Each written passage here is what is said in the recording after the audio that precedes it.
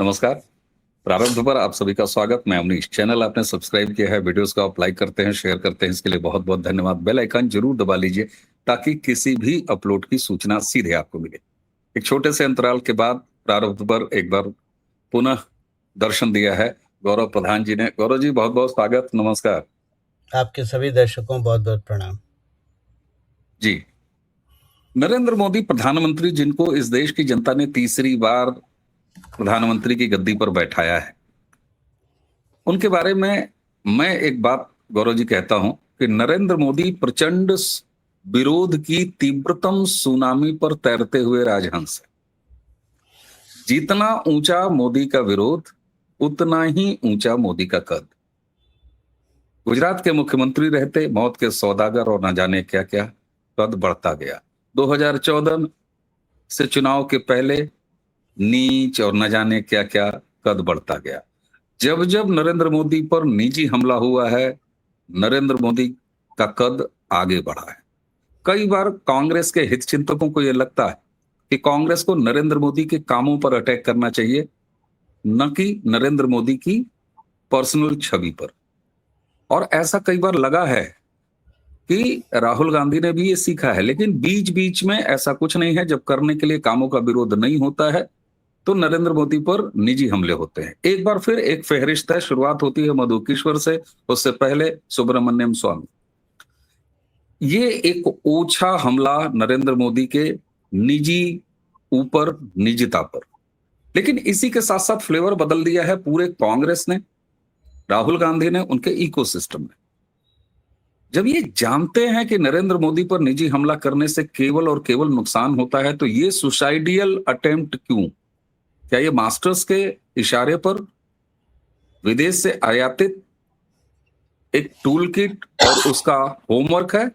वरना ये suicidal attempt क्यों कर रहा है आज का विपक्ष और उसके दो चार ये चवन्नी छाप मोहरे? जी हाँ, मैं चवन्नी छाप मोहरा कह रहा हूं, क्योंकि सुब्रमण्यम स्वामी ये भूल जाते हैं कि नरेंद्र मोदी स्वर्गीय अटल बिहारी वाजपेयी नहीं है।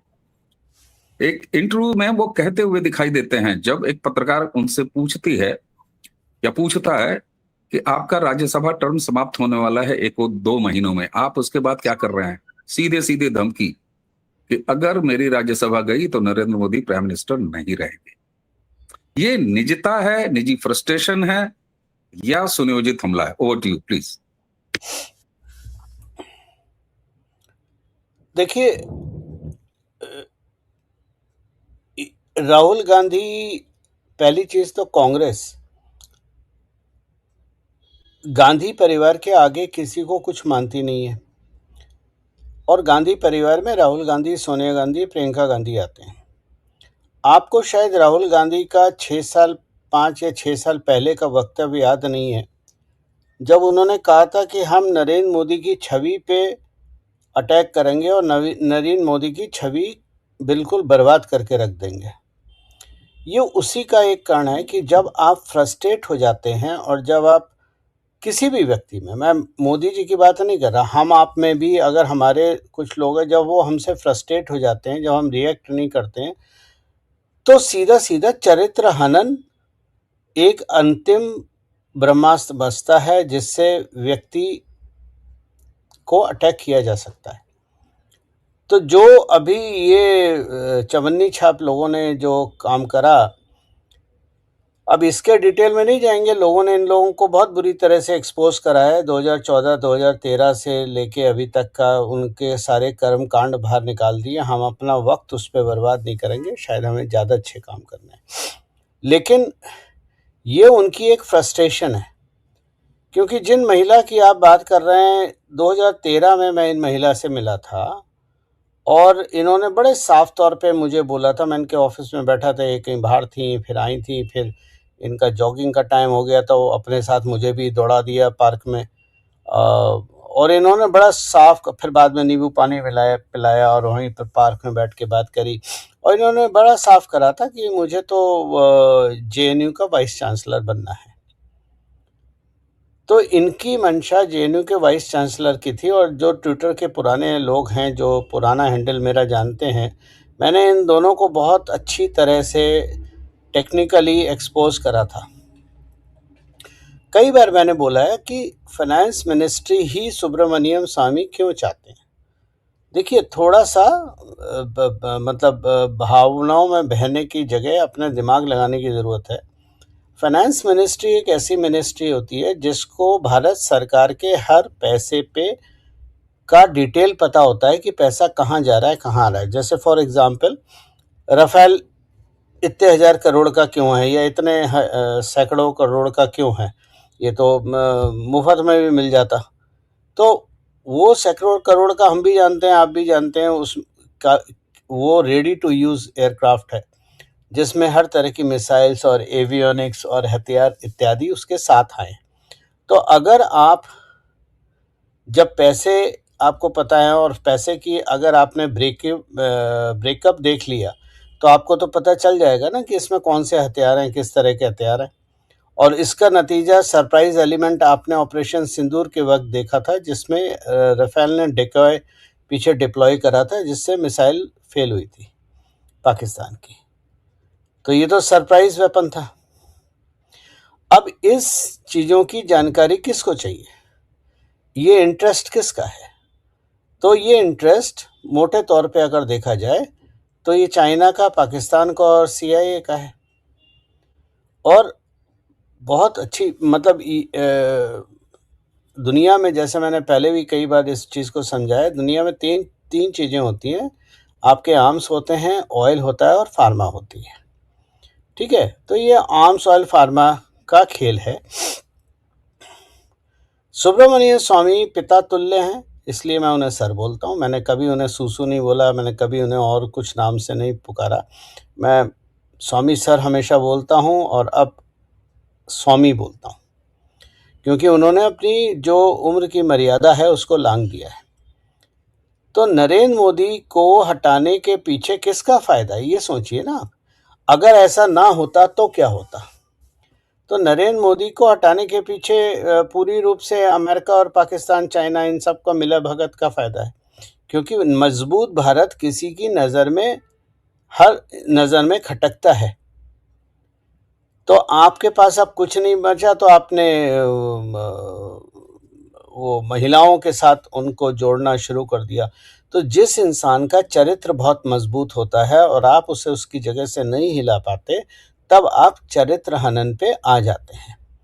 चलिए, नरेंद्र मोदी भारत के प्रधानमंत्री हैं, बहुत बड़ी शख्सियत है। हम आप उनके लेवल, उनके अंगूठे के नाखून के बराबर भी नहीं है। और मैं अपनी बात करूं, मैं तो उस आपसे भी नीचे हूं, क्योंकि आप भी फिर भी थोड़ा बहुत सरकार में इधर उधर टहलते रहते हैं। मेरी कोई हैसियत नहीं है, लेकिन मैं एक मामूली सिटीज़न हूँ, जो अपने 2 वक्त की रोटी की जुगाड़ करता रहता हूँ, ईमानदारी से जहाँ से मिल जाए। परिवार का पालन करना मेरी जिम्मेदारी है। लेकिन पुराने लोग जानते हैं कि चरित्र हनन तो मेरा भी हुआ है, क्योंकि मेरे को भी कोशिश करी गई थी किसी तरह से, इसकी आवाज़ बंद कर दो, इसका लिखना बंद कर दो, इसको सोशल मीडिया से हटा दो, क्योंकि बहुत सारे लोग अनकंफर्टेबल हो गए थे। तो इन चीज़ों पे मैं ध्यान नहीं देता, लेकिन अच्छा हुआ मधु किशोर ने ये बात करी, और उसके बाद हमारी तो ज़रूरत ही नहीं पड़ी, लोगों ने उनके चीथड़े उड़ा दिए। तो आज अगर देखा जाए, मधु किशोर और स्वामी कितनी भी एक्सप्लेनेशन दे लें, उनका उनकी क्रेडिबिलिटी क्या है? शून्य है। और जो उनके अपने लोग थे, जो उनको पसंद करते थे, वो तक अब उनके साथ नहीं है, है ना। तो सुब्रमण्यम स्वामी को जब मैंने एक्सपोज करना शुरू करा था 2016 में, डिमोनेटाइजेशन के बिल्कुल बाद, नवंबर में ही शुरुआत करी थी, क्योंकि उन्होंने कुछ ऐसी चीज़ें बोली थी जो टेक्निकली फिट नहीं होती थी, और हमने टेक्निकली काउंटर करा था उन्हें। मैंने कोई अब्यूज़ नहीं करा था, मैंने केवल, और कोई लांछन नहीं लगाया था, मैंने केवल टेक्निकली उनको काउंटर करा था, जो वो सहन नहीं कर पाए। तो उस समय अवनीश भाई, मेरे ख्याल से सारे ही लोग मेरे पीछे हाथ धो के पड़ गए थे। लेकिन आज हम कहाँ खड़े हैं? ठीक है ना। तो ये बहुत धैर्य होता है, आपको नॉइसेस, जितनी आवाज़ें हैं उनको साइड में करो और अपने काम पे ध्यान दो। नरेंद्र मोदी जी का वही है। नरेंद्र मोदी जी उस ट्रैप में फंसना नहीं चाह रहे। लोग चाहते हैं कि नरेंद्र मोदी जी जवाब दें और मारें और ये करें और वो करें। ये नहीं होगा। क्योंकि जो इंसान काम करने वाला होता है वो इन चीज़ों पे ध्यान नहीं देता, उसको पता है ये होगा। वो जानता है कि इस बिल्कुल तरह का लांछन लगाए जाएँगे। क्या नरेंद्र मोदी को स्मृति ईरानी के साथ जोड़ा गया और लोगों के साथ जोड़ा गया, मतलब गंदगी की बेपनाह, जिसे कहना चाहिए गंदे चरित्र और गंदी मानसिकता की बेपनाह नुमाइश जो करी गई है इन लोगों द्वारा, वो पिछले 10 साल में हम सब ने देखी है। तो मधु बिल्कुल केशवर कर रही हैं, कोई बड़ी चीज़ नहीं है, क्योंकि उन्हें वो मिला नहीं, और स्वामी कर रहे हैं क्योंकि वो राज्यसभा में चाहते हैं हर वक्त अपनी प्रिविलेजेस होती हैं राज्यसभा में। स्वामी ने राज्यसभा में जब थे तब क्या करा था? कोई टेंजिबल बेनिफिट दिया उन्होंने? देश के लिए कुछ करा? हम्म, उन्होंने राज्यसभा में भी खड़े होके गाली गलौज के अलावा क्या करा? तो अब बिल्कुल सभी को समझ में आ गया है कि स्वामी क्या चीज़ हैं और किसके लिए काम करते हैं, तो उस पे ज़्यादा बोलने की अब ज़रूरत नहीं है। बिल्कुल गौरव जी। और दर्शकों, स्वामी पर यानी सुब्रमण्यम स्वामी की दिक्कत क्या है, प्रॉब्लम क्या है, गौरव जी के साथ ये वीडियो अब से 3 महीने पहले इसी प्रारंभ के मंच पर, और आज के इस वीडियो के डिस्क्रिप्शन में सबसे ऊपर आपको इसका लिंक मिलेगा, एक बार फिर देखिएगा। ऐसा नहीं है कि इनको सही तरीके से डिकोड नहीं किया गया, बहुत अच्छी तरीके से स्वामी की बीमारी को यहीं प्रारब्ध के मंच पर गौरव जी के साथ हमने बहुत आराम से और कतरा कतरा बांचा है। इस वीडियो को जरूर देखिएगा। चर्चा जरा आगे बढ़ाते हैं। अच्छा, जब आप किसी के काम का विरोध नहीं कर पाते, जब आप किसी के काम में कमी नहीं निकाल पाते, तो उसके ऊपर निजी हमले होते हैं। ये एक छिछला मानवीय गुण है या अवगुण, आप जो भी कह लीजिए, ये होता ही होता है। अपने निजी फ्रस्ट्रेशन निकलते हैं, लुटियंस में जाना, सत्ता पाना, कहीं यूनिवर्सिटी का वीसी बनना, स्वामी में तो ये कूट कूट के भरा है, ये दिखाई देता है। और यही वजह है कि ये बिल्कुल मक्खी की तरह किनारे हैं, और इनका इलाज आपने बिल्कुल सही कहा, लोगों ने कर दिया है, बाकी किसी का क्या छोड़ना। इस समय जो मध्य एशिया में चल रहा है, और उसी के साथ साथ अगर आप देखें तो घरेलू मोर्चे पर लाल आतंकवाद यानी कि कम्युनिस्ट टेररिज्म, जिसको कि नक्सल या माओइस्ट मूवमेंट कहते हैं, बिल्कुल साहब जैसे कोई कारपोरेट अपना टारगेट तय करता है कि हम फलाने मार्च को चैप्टर क्लोज कर देंगे, और गृह मंत्री ने हाउस में घोषणा कर दी चैप्टर क्लोज, और उसके तुरंत बाद एफसीआरए अमेंडमेंट बिल लेके आना, ताकि जो अर्बन नक्सल बैठे हुए हैं उनकी सारी कैंचियां, और इसी के साथ साथ सोशल मीडिया के वो तमाम हैंडल जो प्रोपेगेंडा, झूठ, फ्रॉड फैलाते थे, उन पर कार्रवाई। ये कई लोगों को चौंकाएगा, या आपका आकलन क्या है? क्या सरकार अब रस्सी को ऐसे ऐसे उमेटना शुरू कर चुकी है, और कुछ आगे और कड़े फैसले दिखाई देंगे? वॉर मैनेजमेंट, उसी के साथ इंटरनल जो अंदर कॉन्स्पिरेसी चल रही थी उसका, यानी घर और बाहर दोनों दुरुस्तगी का समय आ चुका है।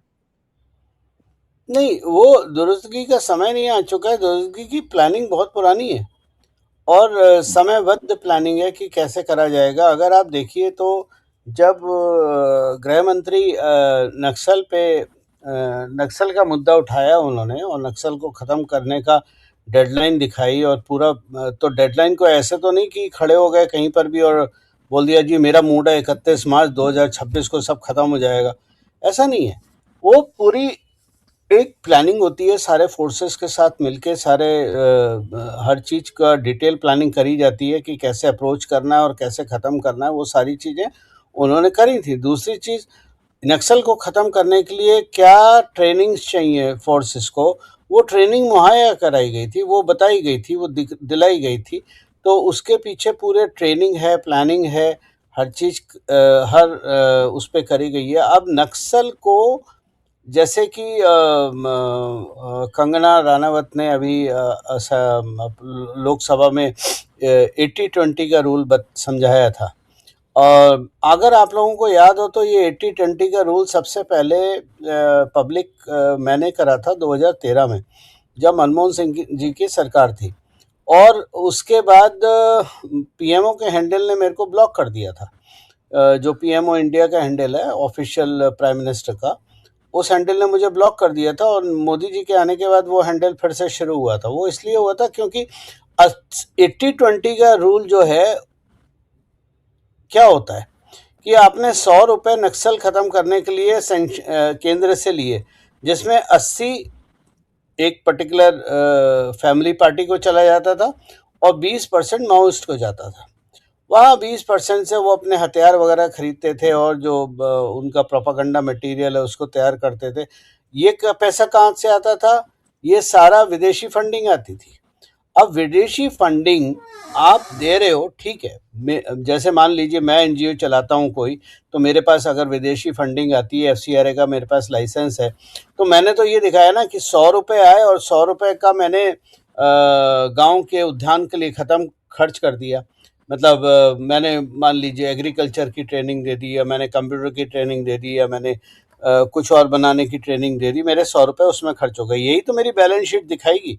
मेरी बैलेंस शीट ये थोड़ी ना दिखाएगी कि वो जो 100 रुपये उस व्यक्ति को मैंने दिए हैं, उससे जाके उसने बंदूक खरीद ली या असला खरीद लिया, गोला बारूद खरीद लिया। वो तो नहीं दिखाएगा ना, क्योंकि वहाँ पैसे चाहिए।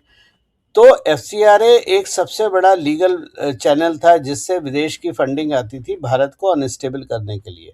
और ये अनस्टेबल केवल नक्सल के माध्यम से नहीं, ये टेररिस्ट के माध्यम से, ये अर्बन नक्सल जो हमारे स्कूल कॉलेजेस में बैठे हैं वो हैं, चाहे बॉलीवुड के फिल्म स्टार हों, चाहे बॉलीवुड की डायरेक्शन हो, ये सारे सारे काम होते थे ये। तो अब वो जो एफसीआरए की नकेल मतलब गला घोंटा गया है, तो उससे। और अगर आपको याद हो, आज अमित शाह की आप बात कर रहे हैं कि एफसीआरए वगैरह, लेकिन इसका बीज किसने बोया था?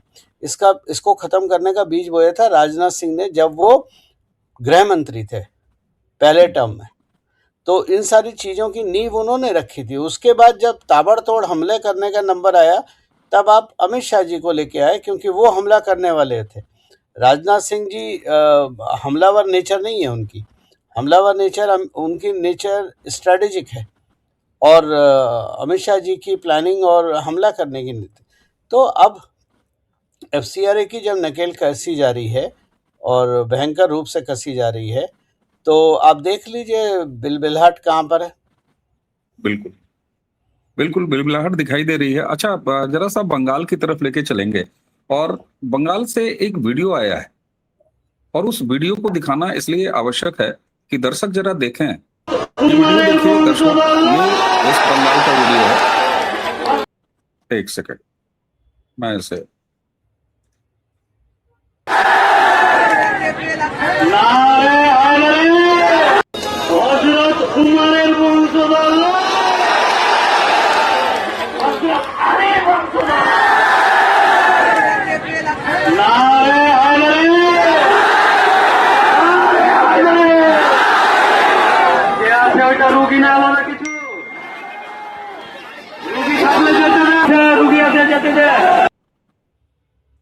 गौरव जी, वीडियो ये कल रात का है, देर रात का है, और घटना है ये वेस्ट बंगाल के मालदा की।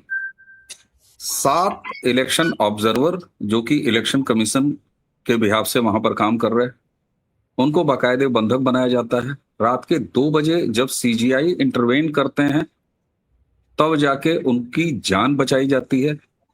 खाना पीना ये सारी लाइनें काट दी जाती हैं। क्या एसआईआर ने वो हिट कर दिया है जो एसआईआर का पर्पस था? और सुप्रीम कोर्ट जिस तरीके से कस्टोडियन बन के काम कर रहा है इस समय चीफ इलेक्शन कमिश्नर के ऑफिस को, उन्हें आगे बढ़ा रहा है। ममता बनर्जी को लगातार वहां से लीगल थप्पड़ पड़ रहे हैं। क्या ममता बनर्जी अब हार स्वीकार कर चुकी हैं, और यही वजह है कि अब वो चाहती हैं किसी तरह अराजकता फैल जाए और ये इलेक्शन आगे चला जाए? नहीं, हार स्वीकार कर चुकी हैं ये गलत शब्द है। वो हार मानने को तैयार नहीं है कि वो बाहर जा रही है, और अपनी जगह को मतलब अगर आप क्रोनोलॉजी देखिए पिछले 3-4 इलेक्शन की, तो जो इस बार हो रहा है इसमें बिल्कुल उनकी हताशा दिख रही है कि किसी भी तरह से, क्योंकि एसआईआर ने अपना काम करा है, एसआईआर ने वोट निकाले। अब उनका बस एक ही है कि किसी तरह लोगों को धमकाओ और ये दिखाओ कि अभी भी हमारे हाथ में बहुत कुछ है, और वोट मोटिवेट करो, वोट न। क्योंकि देखिए, अगर बंगाल ममता के हाथ से खिसक गया, तो आप ये समझ लीजिए कि भारत में एंटी नेशनल एक्टिविटी के किले पे आपने हमला बोला है। और एंटी नेशनल क्या मतलब केवल टेररिस्ट ऑर्गेनाइजेशंस इत्यादि नहीं है, बल्कि जो इंटेलेक्चुअल है। तो भारत में इंटेलेक्चुअल कम्युनिटी जो है वो इंटेलेक्चुअल उनकी थॉट प्रोसेस भारत के फेवर में नहीं है, भारत को विघटन करने के फेवर में। चाहे वो आपकी अरुंधति रॉय हो, आप एक बात सोचिए ना, मैं किसी कम्युनिटी को ब्लेम करना नहीं चाह रहा, और ना ही मेरी आदत है किसी कम्युनिटी को ब्लेम करना, क्योंकि सभी भारत के बच्चे हैं। लेकिन क्या कारण है कि भारत का विरोध में बोलने वाली ज़्यादातर भाषा और वक्तव्य बंगाली लोगों से आते हैं जो बंगाल में नहीं रहते, सच है। राइट। तो ये आपके जो मित्र हैं, मैं नाम मेरे दिमाग से उतर रहा है, क्या नाम है, अब हम दोनों के ही मित्र हैं, वो नक्सलवाड़ी के बारे में काफ़ी उन्होंने रिसर्च वगैरह करी है और वो उधर बंगाल में काफ़ी रहे हैं। तो उनसे बात कीजिए तो आपको समझ में आएगा कि बंगाल भारत के हाथ से जा चुका है। ये अंतिम लड़ाई है बंगाल को सेव करने की, और उसी के लिए अमित शाह ने बोला है, आज भी बोला है, कि अब बंगाल चुनाव तक 15 दिन मैं बंगाल में ही रहूंगा, राइट। और जब वो ये बोलते हैं कि मैं बंगाल में रहूंगा, इससे आपको दो चीज़ें बिल्कुल साफ समझ में आ जाती हैं कि बंगाल की इस चुनाव में अहमियत सबसे ज़्यादा है। मैंने कई बार इस चीज़ को लिखा है कि जब समय आएगा नरेंद्र मोदी और अमित शाह ममता दीदी को बाहर उठा के फेंक देंगे चुनाव की तरह से, चुनाव के माध्यम से। वो वक्त शायद इस बार आ चुका है, क्योंकि अभी जो 4-5 स्टेट के इलेक्शन हैं, इसमें सबसे इम्पोर्टेंट 2 ही इलेक्शन हैं, एक बंगाल है, एक असम है, क्योंकि ये दोनों भारत की इंटरनल सिक्योरिटी से जुड़े हैं। अब आप देखिए, जहां अपने वो नेशनल हाईवे, मेरे को नंबर नहीं याद है, 42 है या 12 है, जो ब्लॉक करा है पिछले 40-50 घंटों से, जो ब्लॉक है वो कहाँ का है? वो मालदा से है ना।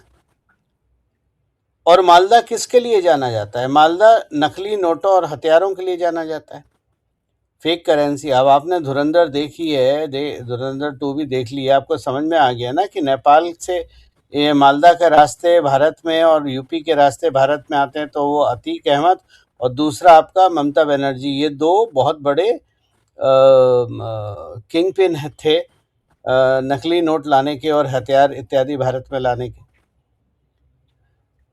तो अभी इस चुनाव में अभी कुछ नहीं है, अभी तो और भी बहुत कुछ होगा, लेकिन दिल को थाम के रखिए। इमोशनल चुनाव इमोशनल नहीं होते हैं जब आपका युद्ध कांग्रेस से या ममता जैसे लोगों से हो रहा हो, क्योंकि ममता को चाहे कुछ भी हो जाए चुनाव जीतना है।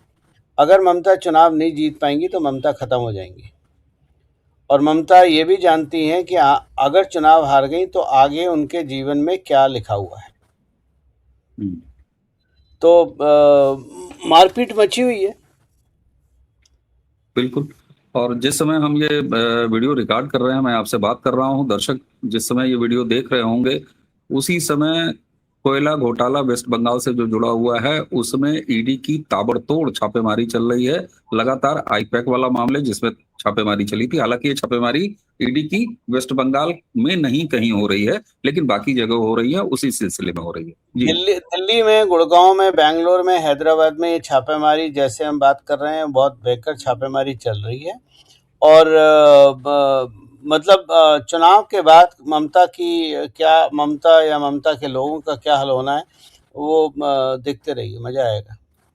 तो इसका मतलब है, कई बार ये कहा जाता है कि भाई चुनाव में इसका जो है इमोशनल लाभ ले सकती हैं, विक्टिम कार्ड खेल सकता है सामने वाला। तो ममता बनर्जी आईपैक और अपने लोगों के बीच में एक बार विक्टिम कार्ड खेल सकती हैं। ये रिस्क होने के बावजूद भी अगर ईडी इस तरह से छापेमारी कर रही है, तो इसका अर्थ ये है कि सरकार भी ये जानती है, सरकार की एजेंसी भी जानती है कि जैसे ही ये सरकार में नहीं रहेंगी, इससे पहले फाइलें तैयार और फिर ये अपना अंजाम भुगतें। क्या यही है?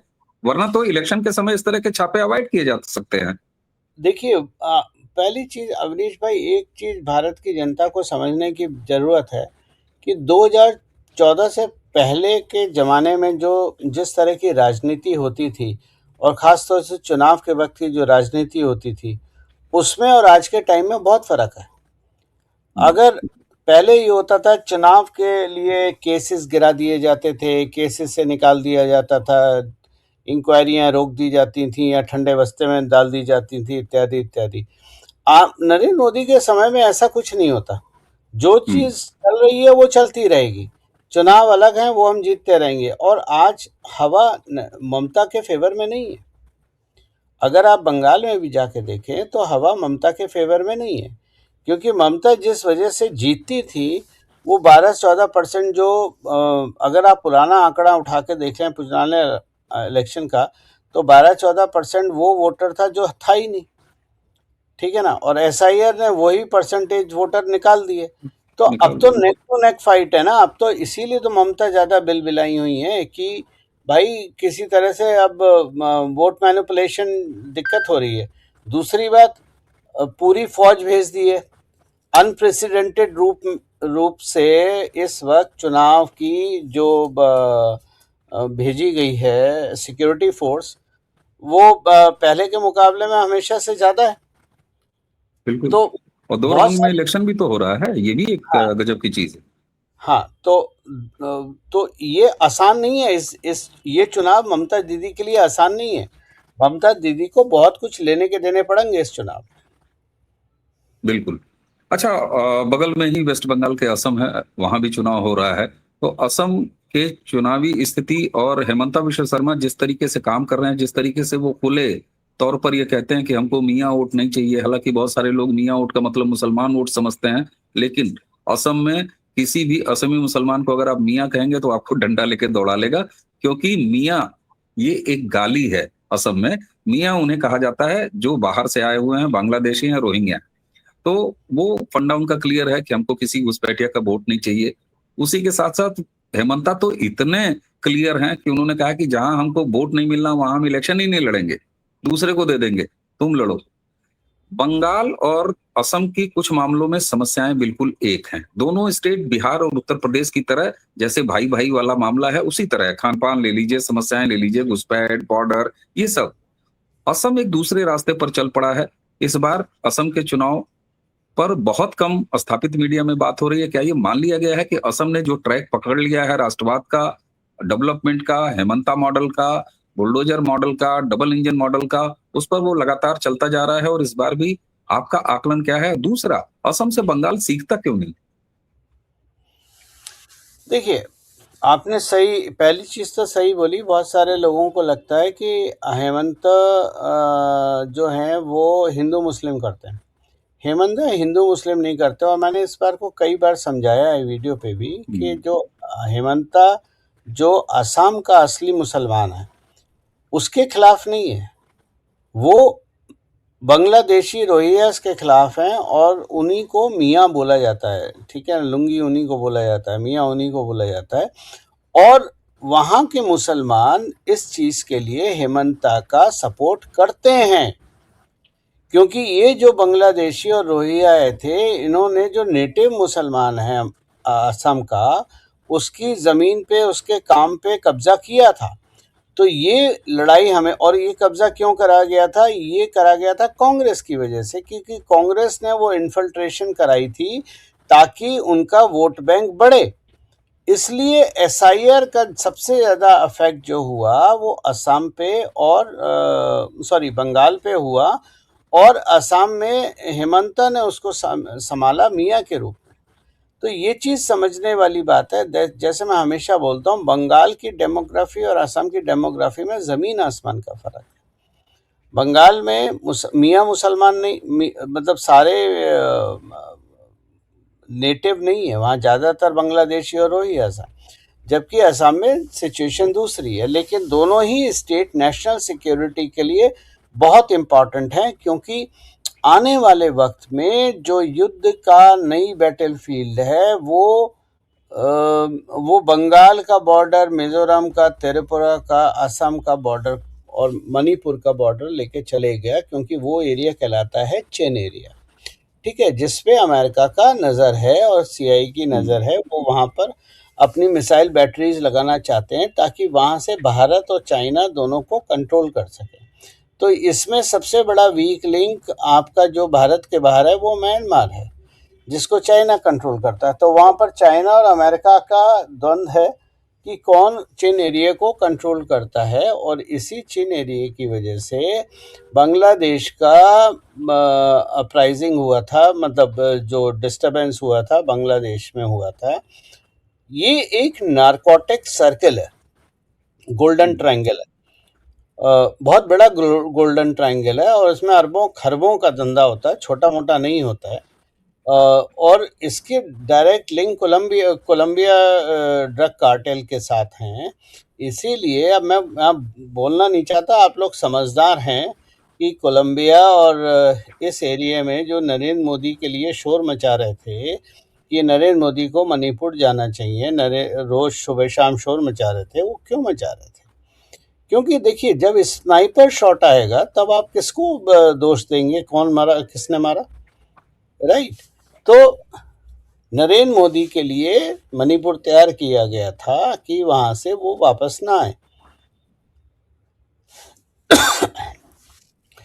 तो आने वाले समय में असम का भाजपा के साथ रहना और बंगाल का भाजपा के साइड में आ जाना नेशनल सिक्योरिटी के लिए मेरे को पॉलिटिक्स में एक धेले का इंटरेस्ट नहीं है, ठीक है, खास तौर से ममता और इन लोगों का।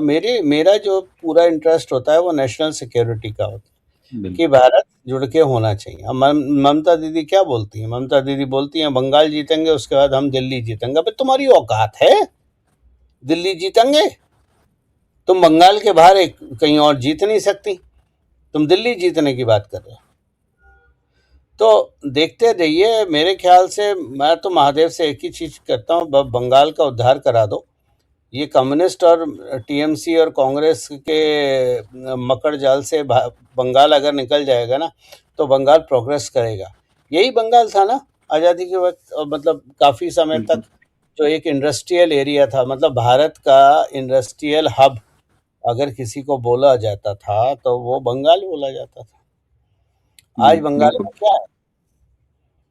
बिल्कुल, आज बंगाल की स्थिति यह है गौरव जी कि प्रतिदिन 12,000 युवा रोजगार की तलाश में पलायन कर रहे हैं। प्रतिदिन 12,000। आप सोचिए पलायन का स्पीड क्या है। आप कहीं भी चले जाइए, जिस तरीके से आपको प्रवासी मजदूरों के रूप में बंगाली मिलते हैं, इसी बंगाल को बर्बाद कर दिया ममता बनर्जी ने। निश्चित रूप से आपने असम के बारे में भी कई विषय मैंने आपके सामने रखे, क्योंकि दर्शक आपसे हर विषय पर टिप्पणी चाहते थे। मैं चाहूंगा कि एक बार अंतिम चलते चलते, जो युद्ध चल रहा है हमारे बिल्कुल पड़ोस तक आया हुआ है, सप्लाईज पूरी दुनिया में, चाहे ऑयल गैस के रेट आप पूरी दुनिया में देखें, भारत लगातार अभी तक अपर हैंड रखे हुए है, एक्साइज ड्यूटी घटा के किसी भी तरीके से ये सब चल रहा है। लेकिन ये जो युद्ध है ये अभी हाल फिलहाल समाप्त होता या बंद होता या रुकता हुआ दिखाई नहीं दे रहा है। ऐसे में भारत में इसका क्या इम्पैक्ट अभी तुरंत अगले 1 हफ्ते या 10 दिन में आप देखते हैं? देखिए, पहली चीज, इस युद्ध को पर्दे के पीछे देखने की जरूरत है कि ये युद्ध क्यों हो रहा है। तो 2-4 चीजें मैं बताता हूँ। पहले तो चीज एक मजाक की है कि युद्ध से पहले हॉर्मुज स्ट्रेट जो है वो खुला हुआ था, सारे जहाज आते थे, सब आराम से आते जाते थे, सारा तेल और व्यापार सब चल रहा था। और 31 दिन के युद्ध के बाद अब डिस्कशन ये हो रहा है कि उस स्ट्रेट ऑफ हॉर्मुज को खोल दिया जाए। तो ये अगर अचीवमेंट अमेरिका के युद्ध का है तो आप खुद सोच लीजिए वो क्या अचीव करेंगे कि जो चीज़ खुली हुई थी उसको बंद करके अब डिस्कशन ये हो रहा है उसको खोल दिया जाए। खोला जाए। लेकिन युद्ध ये नहीं है, युद्ध दूसरा है। इस युद्ध के मल्टीपल डायमेंशंस हैं। पहली चीज़, ईरान को और देखिए, मैं पहले आपको बता दूं, मैं ईरान का सपोर्टर नहीं हूं, ठीक है। जिस तरह की जंगली मानसिकता अगर बोला जाए बच्चों के लिए या महिलाओं के लिए या अपने लोगों के लिए ईरान की रिजीम की रही है, उस जंगली मानसिकता को कोई भी सभ्य इंसान सपोर्ट नहीं करेगा। चाहे आप किसी भी धर्म मजहब किसी के भी हो, कोई आपकी आइडियोलॉजी हो, लेकिन आप वो मानसिकता सपोर्ट नहीं करेंगे। जैसे हम हमास की नहीं करते, हम उसकी नहीं कर सकते। लेकिन मैं इस युद्ध को कुछ दूसरे नज़र से देखता हूँ, और वो मेरी नज़र ये है कि ये युद्ध दरअसल अमेरिका और चाइना के बीच का है। हम्म, ये युद्ध ईरान के लिए, देखिए अमेरिका के लिए ये युद्ध तेल है। वेनेजुएला में जो हुआ, इन्हें लगा कि 4 हेलीकॉप्टर भेजेंगे, 2 हवाई जहाज भेजेंगे और कर करा के हम नीचे निकल के आ जाएंगे। लेकिन ये भूल गए कि ईरान वेनेजुएला नहीं है, ईरान अफगानिस्तान नहीं है, ईरान वियतनाम नहीं है। तो ईरान ने तैयारी कर रहा था युद्ध की 30 साल से। आपने युद्ध की तैयारी करी एक रूम में बैठ के, ठीक है। तो 30 साल का ईरान का युद्ध की तैयारी बनाम आपका 1 महीने 2 महीने साल भर की तैयारी, कोई मैच है ही नहीं। दूसरी बात, अमेरिका ने गल्फ नेशन जो हैं, चाहे सऊदी अरेबिया हो, यूएई हो, बहरीन हो, इन सब में अपनी टॉफ़ी बांटी कि तुम हमें तेल दो, ये दो, दुनिया भर का दो, हम तुम्हें मिलिट्री सपोर्ट देंगे, मतलब हम तुम्हारे सिक्योरिटी गार्ड होंगे। लेकिन सबसे पहले दुम दबा के वही अमेरिकन भाग गए। अब जिस तरह से मिडिल ईस्ट में, मतलब हमारे वेस्ट एशिया में, बहरीन में, कतर में, दोहा में, दुबई में, अमीरात में, जिस तरह से सऊदी अरेबिया में अमेरिकन बेसेस हैं, वो ईरान को सहन नहीं है। वो ईरान वहाँ नहीं जाता, इसलिए उन देशों पे अटैक हो रहा है। और अब वो देश खुल के सामने आ गए। दूसरा, शिया सुन्नी का मसला तो है ही, तो वो देश सामने आ गए। अब चाइना का रोल क्या है? जैसे मैंने कहा, ये युद्ध अमेरिका और चाइना के बीच का है। चाइना ने पिछले कुछ वर्षों में रेयर अर्थ मेटल पे अपनी मोनोपोली बना ली है, जिसमें लगभग 80 से 90% रेयर अर्थ मेटल चाइना के पास है। और रेयर अर्थ मेटल का रिक्वायरमेंट कार बैटरी से लेके लगभग आज हर प्रोडक्ट में होता है, चाहे मोबाइल फ़ोन हो, कार बैटरी हो, चाहे सेमीकंडक्टर चिप हो। और एआई में तो कूट कूट के इस्तेमाल हो रहा है, क्योंकि जितना डेटा सेंटर है वो सब रेयर अर्थ मेटल पे है इत्यादि। अब रेयर अर्थ को काउंटर कैसे करा जाए? रेयर अर्थ से सामान प्रोड्यूस करने का मुख्य जो इंग्रेडिएंट है वो है तेल। तो इससे सबसे ज़्यादा हिट कौन हो रहा है? चाइना हो रहा है। क्यों? अमेरिका रेयर अर्थ में एकदम जा नहीं सकता, अपने आप को स्केल अप कर नहीं सकता, इसलिए उसने तेल के माध्यम से उस चीज़ को नकेल कसने की कोशिश करी गई है। तो ये तेल बनाम रेयर अर्थ मेटल का है। और क्योंकि मिडिल ईस्ट के जो देश हैं वो अमेरिका को सपोर्ट करते हैं, उन्होंने अमेरिका का बेस दिया है, इसलिए वो ईरान उन पे अफेक्ट करता है। अब एक बात समझिए, अमेरिका ने अपने जीवन में आज तक कोई भी युद्ध नहीं जीता है। वो जहाँ से भी युद्ध करा है, देखिए अगर आप अफगानिस्तान को देख लें, तो इनफैक्ट देखा जाए तो ट्रम्प जॉर्ज बुश से ज़्यादा एफिशिएंट है, क्योंकि 20 साल जॉर्ज बुश ने अफगानिस्तान में युद्ध लड़ा तालिबान की सरकार को हटाने में, तालिबान रिजीम को निकालने में, राइट। और अंत में 20 साल के बाद आप तालिबान के हाथ में ही देके अमेरिका फिर भाग गए, राइट। और ट्रम्प ने खुमैनी को हटाया और 30 दिन में वापस खुमैनी को बैठा दिया। तो एफिशिएंट कौन हुआ? ट्रम्प एफिशिएंट हुआ ना, जॉर्ज बुश से ज़्यादा। तो अभी ये युद्ध लंबा चलेगा और इस युद्ध के बहुत सारे परिणाम सामने आ रहे हैं, बहुत सारी चीज़ें आ रही हैं। देखिए, पहली चीज़ तो अगर मिलिट्री रूप में देखी जाए तो एक मिलिट्री वॉरफेयर कंप्लीट चेंज हो चुका है। अब मिलिट्री वॉरफेयर ये नहीं है कि आपके पास कितनी बड़ी मिसाइल है, क्योंकि ईरान भेज रहा है $20,000 का ड्रोन, और आप उसको पकड़ने के लिए, उसको मारने के लिए $5 मिलियन की मिसाइल लॉन्च कर रहे हैं। तो ये तो एसिमेट्रिक वॉरफेयर हो गया ना। तो आने वाले समय ड्रोन वॉरफेयर, और ख़ास तौर से लो कॉस्ट ड्रोन वॉरफेयर सबसे ज़्यादा, और ड्रोन केवल हवा में नहीं होता, ड्रोन पानी के नीचे भी चलते हैं, सबमरीन ड्रोन भी होते हैं, और पानी के ऊपर शिप ड्रोन भी होते हैं। तो आने वाला वक्त ड्रोन वॉरफेयर पे, जिस पे मैं रिसर्च कर रहा हूँ, काफ़ी मैंने आर्टिकल अपने चैनल पे लिखे भी हैं, चेंज ऑफ मिलिट्री लीडरशिप। दूसरी बात, जो मिडिल ईस्ट है, जैसे जो संपन्न जगह हैं, जैसे बहरीन हो गई, दोहा हो गई, दुबई हो गई, अबू धाबी हो गई, अच्छी जगह है। जब अपना अपना चॉइस है, मैं किसी को कुछ बोल नहीं सकता, अपनी अपनी चॉइस है, लेकिन ये बिना जड़ों के पेड़ है। बिल्कुल। इन इन इन जगहों की कोई भी रूट्स नहीं है।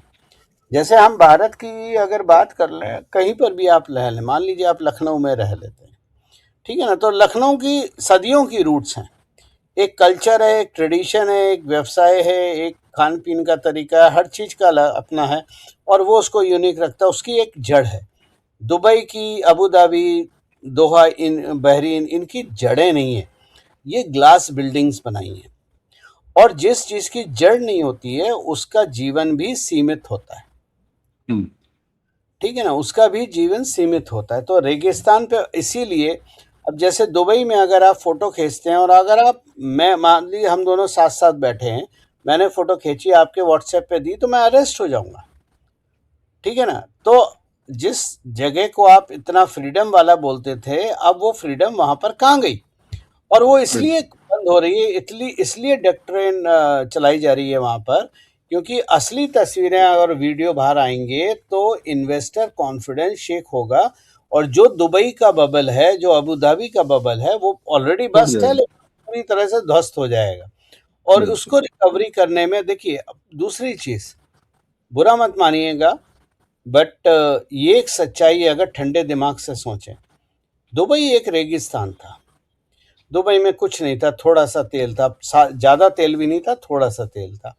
तेल ख़त्म हो रहा था, तो आपने क्या करा? आपने टूरिज़्म शुरू करा, रियल एस्टेट, टूरिज़्म, उसको टैक्स हेवन देके फाइनेंशियल हब बनाया। लेकिन अगर जड़ में जाते हैं, तो दुबई ने केवल 2 काम करे, दुबई के लोगों ने, जो शेख हैं, उन्होंने बिगड़ी हुए रईसों को वहाँ बुलाया, जो टैक्स बचाना चाहते थे। तो हर मिलियनेयर वहाँ, पहले आपने उन लोगों के लिए एक आलीशान जगह बनाई, और उन सारे मिलियनर्स को वहाँ बुलाया, जो अपना पैसा लेके वहाँ पहुँच गए, अपनी दुकानें चालू कर दी, अपने बिजनेसेस चालू कर दिए। अब उनको बुलाने के लिए, उनको अट्रैक्ट करने के लिए आपने अर्धनग्न महिलाओं को जगह दी। मेरे को इससे कोई फ़र्क नहीं पड़ता कि आप क्या पहन के घूमते हैं, लेकिन अगर आप इस्लामिक उसमें चाहें, तो जिस तरह से लोग वस्त्र पहनते हैं दुबई में, वो तो इस्लाम में कहीं नहीं आता है ना। तो उसको खोलने का कारण क्या था? इतना खुलापन तो अमेरिका में भी नहीं है, ब्रिटेन में भी नहीं है, इतना खुलापन तो ऑस्ट्रेलिया में भी नहीं है, जितना खुलापन दुबई में है। और सही बात। दुबई की गंदगी पर्दे के पीछे है, जो आपको दिखाई नहीं देती। अब मैं आपको छोटी सी चीज़ बताऊं, मैंने कई वीडियो डाले हैं, अभी मैं कल भी कुछ डालूंगा। हमारा तो एक छोटा सा प्रोजेक्ट चल रहा है पहाड़ पे, ठीक है। हमारे यहाँ 130 लोग काम कर रहे हैं, जिसमें से लगभग 70 लोग ऐसे हैं जो प्रोजेक्ट साइट पे रहते हैं 24 घंटे। हम उन्हें खाने की व्यवस्था भी करते हैं, हम उन्हें रहने की ढंग की जगह भी देते हैं। एक पलंग पे 2 लोग नहीं सोते हैं, सबके लिए सोने की अपनी जगह है, वॉशरूम है, हर चीज़ हमने बनाई हुई है, ताकि उनको असुविधा ना हो, ठीक है। हमारे बहुत मामूली बजट होता है, लेकिन मतलब इतने हम लोग बड़े लोग नहीं हैं। लेकिन दुबई में एक कमरे में 35 लोग रहते हैं। बिल्कुल। बंक बेड पर सोते हैं सब। तो जो ये वेस्ट एशिया के संपन्न राष्ट्र बन गए हैं, इनके पर्दे के पीछे की असलियत देखिए। और बॉटम लाइन तो मैं यही कहूँगा यार, देखो, जो माँ की, आप कितने भी अवनीश भाई, आप कितने भी परेशान हो जाइए, जीवन में आपको कितना भी स्ट्रेस हो जाए, जब आप माँ के गोद में बैठते हैं ना, तो वो सारा स्ट्रेस भूल जाते हैं। तो मेरी मेरी मेरी संवेदनाएं सभी मित्रों के साथ हैं जो विदेश में बैठे हुए हैं, जो देख रहे हैं। लेकिन मैं यही बोलूँगा, वो समय अब लद गया है। अपने देश आ जाओ, इससे पहले तुम्हारे पापा की जो मिसाइल है ना, वो कहीं टूट के तुम्हारे ऊपर ना गिर जाए। क्योंकि बिल्कुल। ईरान ने वो लाइन ब्लर कर रखी है। ईरान युद्ध कर रहा है, देखो इजराइल युद्ध कर रहा है अपने अस्तित्व के लिए। ईरान की बैक दीवार पे लगी हुई है, उसने सब कुछ खो दिया, उसको युद्ध जीतना नहीं है, उसको अमेरिका को ब्लीड करना है, हम्म, हम्म, जिसकी उसने 30 साल की तैयारी करी थी। वो जानता है अमेरिका से युद्ध नहीं जीत पाएगा, इजराइल से नहीं जीत पाएगा, लेकिन तब तक हम ब्लीड कर देंगे, इतना ब्लीड कर देंगे कि तुम्हें जिंदगी भर याद रहेगी। और अमेरिका युद्ध कर रहा है तेल को कंट्रोल करने के लिए। सबके अपने उद्देश्य हैं, जिसका और हाँ, हटाने तो खुमानी को गए थे, फिर से खुमानी आ गए। बिल्कुल।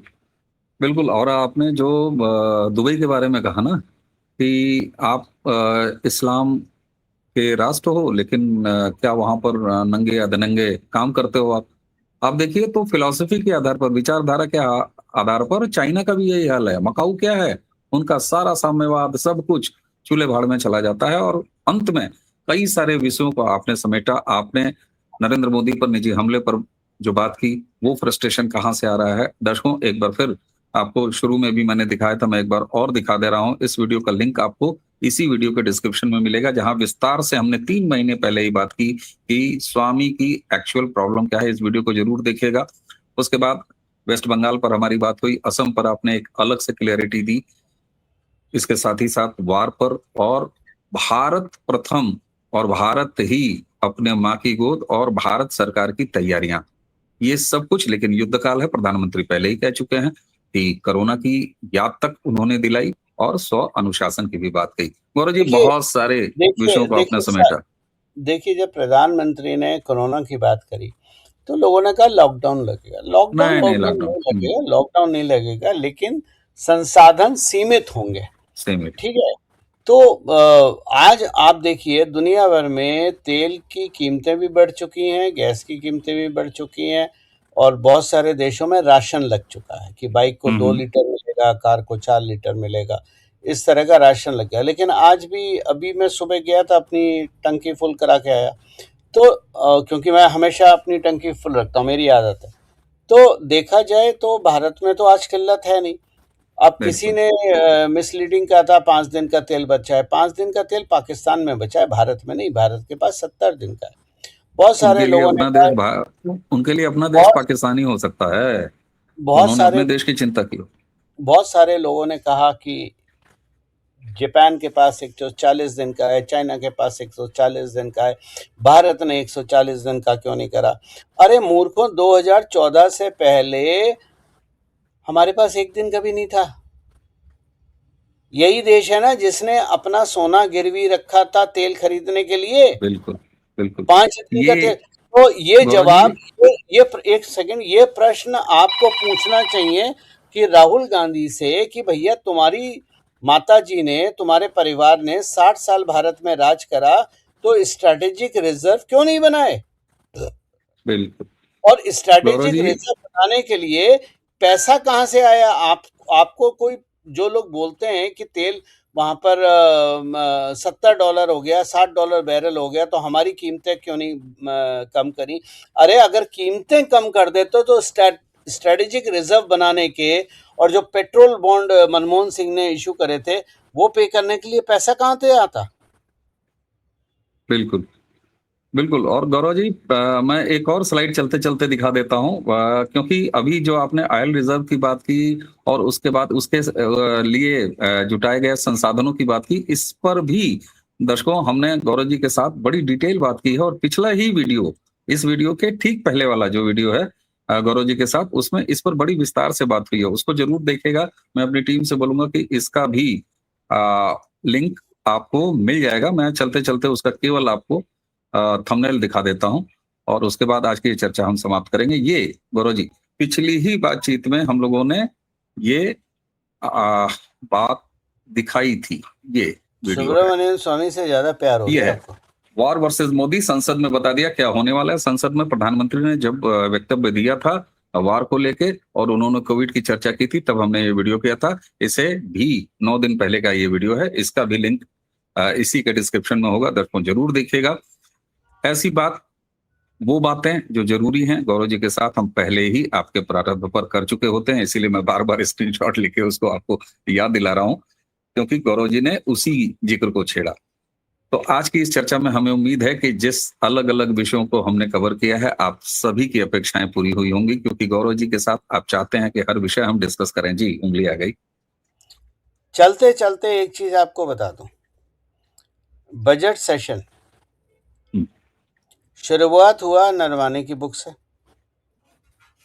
उसके बाद कहीं और टपका, फिर कहीं और टपका, फिर गैस पे आ गया, फिर तेल पे आ गया, फिर जब ये सारी क्रोनोलॉजी काम नहीं करी, क्योंकि सब बेकार की बातें थी, जब ये सारी क्रोनोलॉजी फेल हो गई, तब आपने दो मोहरों को सामने करा, जिसका नाम था मधु कीश्वर और सुब्रमण्यम स्वामी, कि जाओ अब मोदी के चरित्र हनन करो, अब तो मोदी टूटेगा। लेकिन वो भूल गए कि मोदी को महादेव का आशीर्वाद है।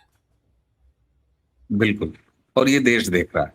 गौरव जी, आज चर्चा के इस क्रम में हमने एक अलग अलग अलग अलग फूलों का गुलदस्ता जिसमें सारे विषय कवर किए और बड़े व्यापक तरीके से, बड़े सहजता से आपने कवर किया, इसके लिए आपको बहुत बहुत धन्यवाद। दर्शकों, हमें उम्मीद है कि आज का ये गुलदस्ता बातचीत का आपको पसंद आएगा। अगर पसंद आ रहा हो या लगे कि ये सार्थक चर्चा है, तो इस वीडियो को ज्यादा से ज्यादा शेयर कीजिएगा। चैनल आपने सब्सक्राइब किया नहीं किया है तो अब कर लीजिए, जरूर कर लीजिए। वीडियोस को लाइक करते रहिए और चैनल के बेल आइकन को जरूर दबाइए, ताकि किसी भी अपलोड की सूचना सीधे आपको मिले। दोनों वीडियो के स्क्रीनशॉट, पोस्टर्स जो मैंने थंबनेल आपको दिखाए हैं, वो दोनों वीडियोस के लिंक आपको इसी डिस्क्रिप्शन में सबसे ऊपर मिल जाएंगे, तो उसे जरूर देखिएगा। गौरव जी, आपने समय दिया, इसके लिए आपको बहुत बहुत धन्यवाद। और तो दर्शकों बाकी जी, चीजों के लिए अगर आपको डिटेल में पढ़ना हो तो मेरे नाम उसका के भी नीचे लिंक, लिंक है। मेरा टेलीग्राम चैनल का लिंक, गौरव जी के टेलीग्राम चैनल का लिंक हर वीडियो के डिस्क्रिप्शन के सबसे ऊपर होता है, इसलिए आप वहां से भी जा सकते हैं। सामने गौरव जी के लिखा हुआ, आप इसे टाइप करके टेलीग्राम पे इन्हें सब्सक्राइब कर सकते हैं। तो आज के लिए बस इतना ही, चर्चा समाप्त करते हैं। मुझे यानी अमनीश और गौरव जी दोनों को आज्ञा दीजिए। नमस्कार, प्रणाम, जय जय जय श्री जय राम। श्री राम।